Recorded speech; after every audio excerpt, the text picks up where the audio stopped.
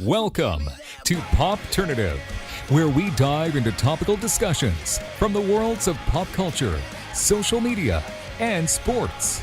Here is your host, Peter Remoliotis, aka PD Beats. PD Beats here from Popternative, speaking to Robbie Amell about Resident Evil. Welcome to Raccoon City, which is going to be available in theaters November 24th. Welcome to the show, man. It's good to see you. Thank you. Good to see you too.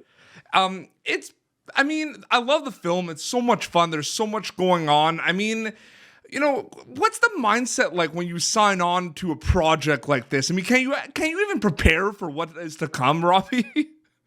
I felt pretty prepared. I mean, I grew up on the games, huge fan. One of my earliest childhood video game memories is playing, Resident Evil in my basement and the dogs jumping through the window and scaring the I don't know if I can say that on your show out of me. And it was just, it was kind of a dream come true. And then I met with Johannes, and you could tell he was a fan of the games, and his adaptation of 1 and 2 into this movie were, I just think it delivers on what fans of the games want to see. And I also think if you haven't played the games, it's just a cool, fun 90s zombie movie with some pretty good scares. I agree. And I'm sure it probably exists, but can you imagine like a Raccoon City escape room? Like, can you imagine what that would be like?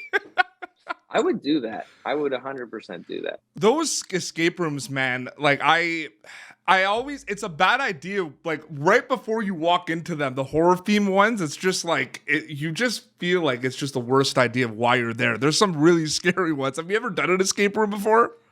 I've done a few escape rooms. I haven't done a horror escape room. Like I've done Halloween, like ones around Halloween, but I've never had like, actual zombies or like, any ones that are built around scary. And they know what to do, and they're like the people working the escape rooms. They see the people that are the most scared, so they look at me and they're like, "Okay, he's the target. We're gonna get him." And there's one murder in the house. Someone died. You have to get a locket from the drain, and there's a window on top of the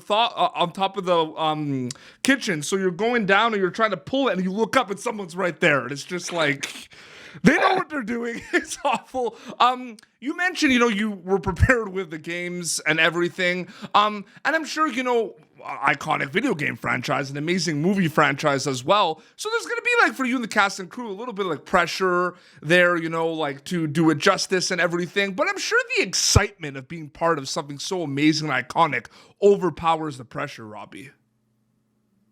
Yeah. I mean, I think right off the bat, the script was, as a fan of the games, I thought the script was a great adaptation, which makes everybody that much more confident going into it. You could tell this was somebody who really cared about the material and, wanted to deliver on this adaptation. Yep. In which I think he does. So that, that just makes everybody's job that much easier. The characters are there. The story is there.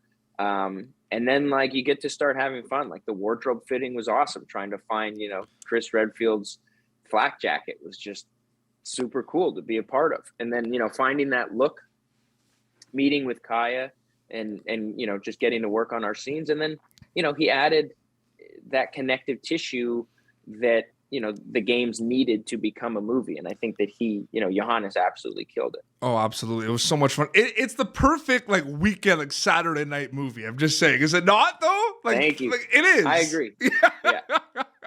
It's a lot of fun. You look at a lot of the projects that you've worked on in the past as well.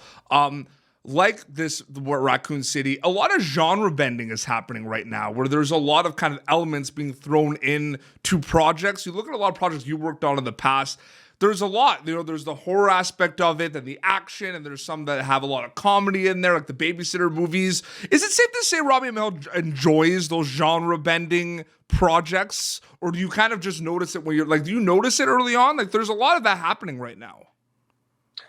Yeah, I think, the main thing when I'm looking at a project is like, how's the script? How are the people that are involved? And, I think if there's always a good reason to do the script or to do the movie, whether the final product is good or bad, I'll always know that I did it for the right reason. If the right bag full of money comes along, I'll probably do something for that too. But until then, I like to think that I pick projects for the right reason. And at the end of the day, making movies is really hard. Yeah. And you always hope that they'll be good, but they can't all be winners. But I always want to look back and say, well, I did it because of that reason. And that reason makes sense to me. Well, it's funny because that's a question I sometimes ask depending on the interview, and usually I start with like, obviously Robbie Amell goes where the opportunities are and everything, but I did it this time, and you got me. So yeah, but like it's so true. And this film though has a lot of that: the action component, the horror component, the video game component. Is it everything that kind of attracts you to a project like this, but on top of like the video, like the being part of, like you knew the video games, but all the other elements, does it work together is what attracts you to the project? Yeah, I think, source material aside, which I'm obviously a huge fan of, I just thought Johannes made a cool movie. Like, I love that it takes place in the 90s. I love the nods to that. I love the music because of that. I love the flaws in these characters. I love the action component. I love the horror component. But I just think it kind of had a little bit of everything. And it's one of those movies where, if I do the duff because it will service a certain fan base, my wife was like, you have to do this movie 100%. And she was right. The movie was a big success, and I'm very happy to have done it. But this, you always want to continue doing something different and, hit some new people. And that's not to say there's no crossover between those movies, because there definitely is, but, very different styles of movie. And, I don't like to think that I prefer one over the other, but at the end of the day, I love doing action. I love doing comedy.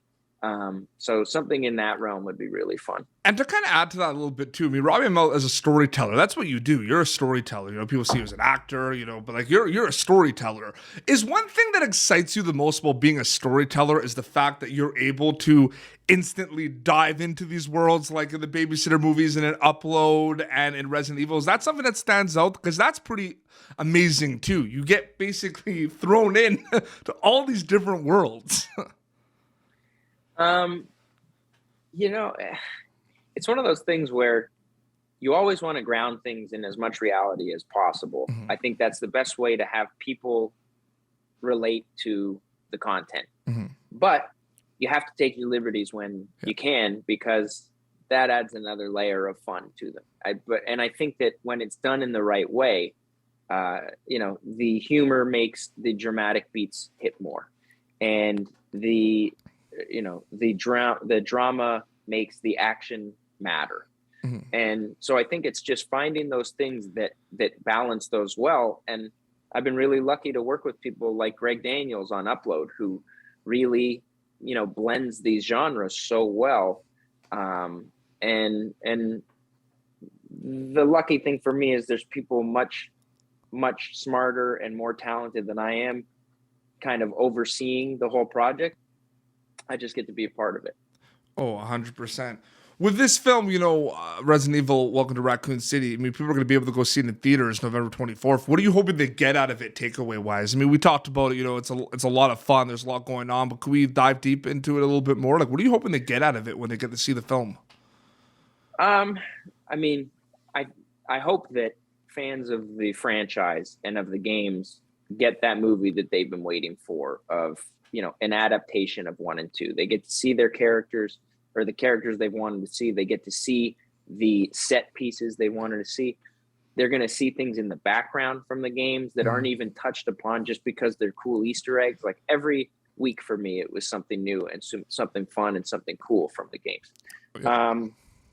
But not only that, it's a weird time in the world, and there's obviously a lot more important things going on than our movie. But with that being said, sometimes you just need to turn it all off for an hour and a half, escape. an hour, 45 minutes, and escape. And I hope that we can provide people a little bit of an outlet to turn everything off for a minute, get lost for an hour and 45 minutes, and just enjoy themselves. You mentioned you're fans of the games. Is there like a prime Robbie Amell Resident Evil memory that you could kind of share with us? Is there anything like, was there a tournament you're involved with, or is it just in general just getting together with friends on the weekend and playing? Is there anything that you could tell me? No, I mean, as far as Resident Evil goes, it was just playing in the dark in my basement, just being totally freaked out. As far as tournaments go, I won when Super Smash Brothers came out on, I think it was the Wii U. I went to the Smash Brothers launch party, and Wow. I won the Smash Brothers tournament using Lil Mac, and I had two buddies bringing me into the ring with I was a boxer. It was so stupid but so fun. God. And so I still have the big bracket from me, going from 32 down to the champion. So that's my video game claim to fame. Yeah. So did you always, so with this project, I mean, like we said, fan of the games, but were you hoping early on that you were going to be able to work on films, like video game themed films or based on video games, or did that kind of just happen? Or was that something you thought about when you were younger? I mean, I used to play Maple Leaf when I was a kid and pretend I was Batman and stuff like that. But then I played hockey at a pretty competitive level and didn't really think of acting as a career ever. I didn't really think of hockey as a career either. The only one of the guys I played against went to the NHL. So it was competitive hockey, but pretty young if you've got a road for it in Canada. So I just kind of thought I would go to school, for sports medicine, something like that. Yeah. But out of the blue, I got an audition for Cheaper by the Dozen 2, booked it, changed my life. I quit hockey. I started, really pursuing it. And looking back, it feels like a big deal. But at the time, it was just kind of this is an opportunity. Let me see if I can do anything with it. And I've been really lucky to not only be successful, but also just really enjoy it and get to work with great people and have a lot of fun. Was that around the same time as the Life with Derek days? Yeah, so Cheaper by the Dozen 2 was my first movie, summer before 11th grade, and then summer before 12th grade, I booked Life with Derek, and I did one episode. It was the final episode of a season, and then when they came back for another season, they told me I was coming back for 14 episodes or something. Oh, and, Max was a big. Max was a fan favorite in a lot of ways. Dude, it's so funny. I being back in Canada. My wife and I moved back recently, and I have people who will look at me and they're like, "Yo, are you an actor?" And I'm like, "Yeah."